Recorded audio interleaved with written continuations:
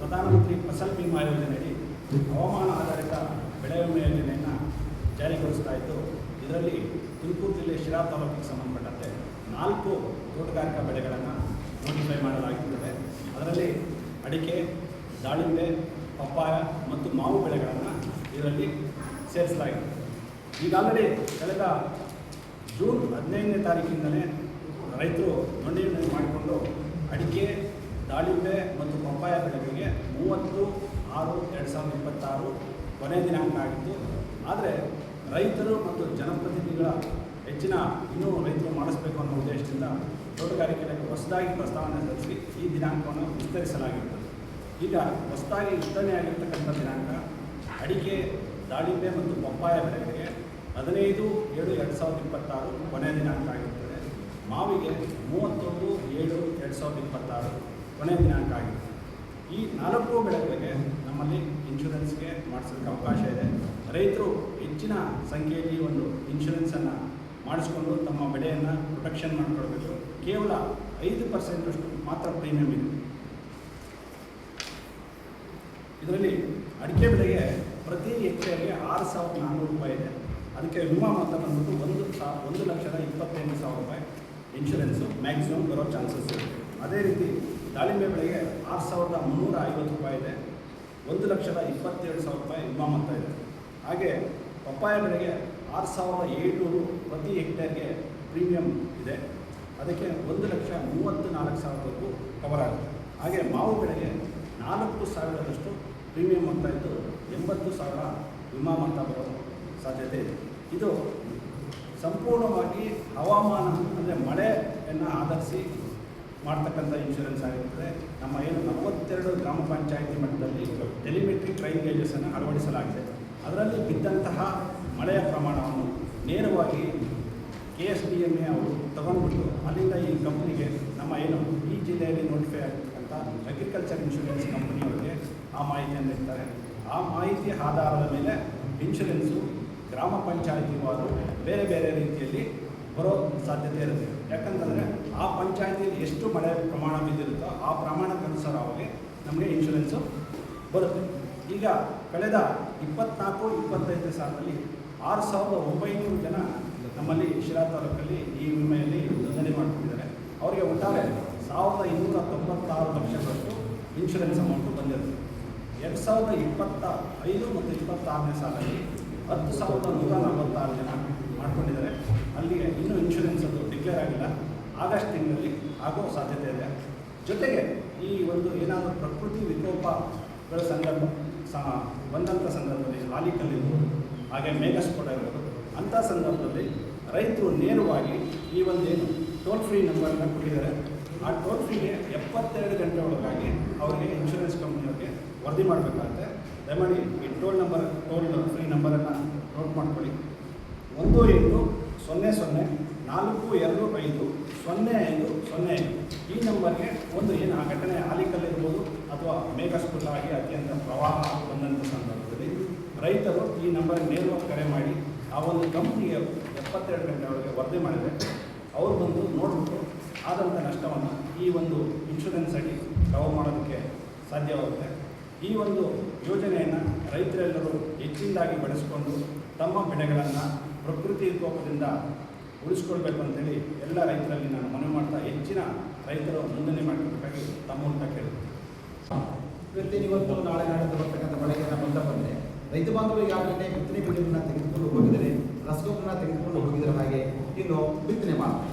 ಇಲ್ಲಿ ನಾವು ನೋಡ್ತಾ ಇದ್ದೀವಿ ನಮ್ಮ ತಾಲೂಕಿನಲ್ಲಿ ನಾವು ಹೋಬಳಿ ನಾವು ಎಲ್ಲ ಕಡೆಗೂ ಸಹ ಭತ್ತ, ರಾಗಿ, ಮುಸ್ಕಿನ ಜೋಳ, ಹಲಸಂದಿ, ಹೆಸರು, ತೊಗರಿ, ಶೇಂಗಾ ಇಷ್ಟೂ ಬೆಳೆಗಳನ್ನು ನಾವು ದಾಸ್ತಾನು ಮಾಡಿದ್ವಿ. ಸರಿಸುಮಾರು 700 ಕ್ವಿಂಟಾಲಷ್ಟು ನಾವು ಬಿತ್ತನೆ ಬೀಜವನ್ನು ನಾವು ದಾಸ್ತಾನು ಮಾಡಿದ್ವಿ. ಈಗಾಗಲೇ ಅದರಲ್ಲಿ 423 ಕ್ವಿಂಟಾಲಷ್ಟು ನಾವು ಬಿತ್ತನೆ ಬೀಜವನ್ನು ವಿತರಣೆ ಮಾಡಿದ್ವಿ.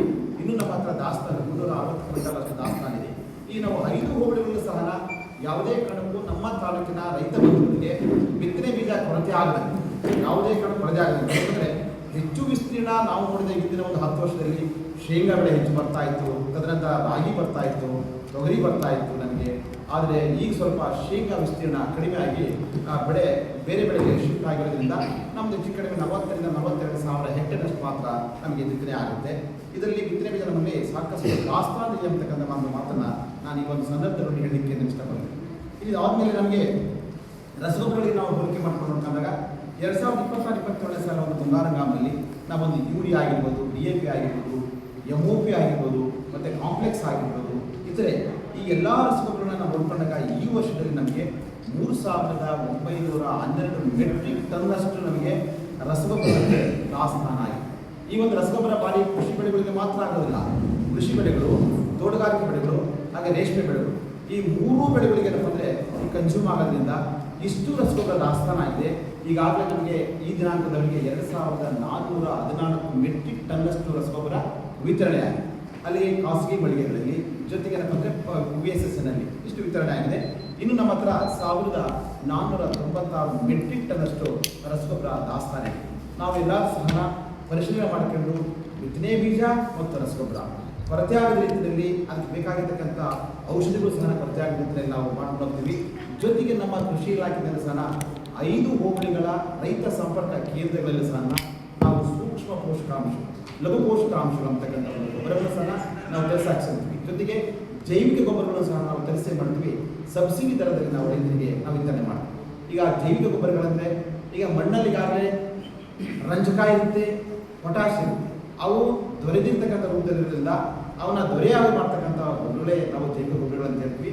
ಆ ಜೈವಿಕ ಗೊಬ್ಬರಗಳನ್ನು ಸಹ ಹಾಗೆ ಲಘು ಪೋಷಕಾಂಶಗಳನ್ನು ಸಹ ನಮ್ಮ ಕೃಷಿ ಇಲಾಖೆಯ ರೈತ ಸಂಪರ್ಕ ಕೇಂದ್ರಗಳಲ್ಲಿ ನಾವು ರಿಯಾಯಿತಿ ದರದಲ್ಲಿ ನಾವು ರೈತರಿಗೆ ವಿತರಣೆ ಮಾಡ್ತೀವಿ.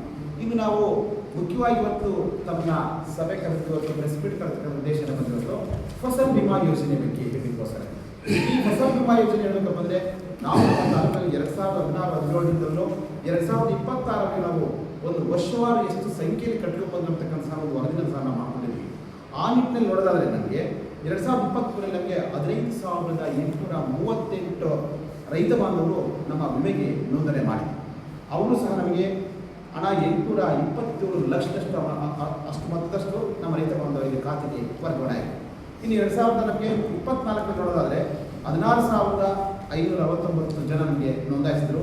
ಇನ್ನು ಕಳೆದ ಬಾರಿ ನೋಡೋದಾದರೆ 17,162 ರೈತ ಬಾಂಧವರು ವಿಮೆಗೆ ನೋಂದಣಿ ಮಾಡಿದ್ರು.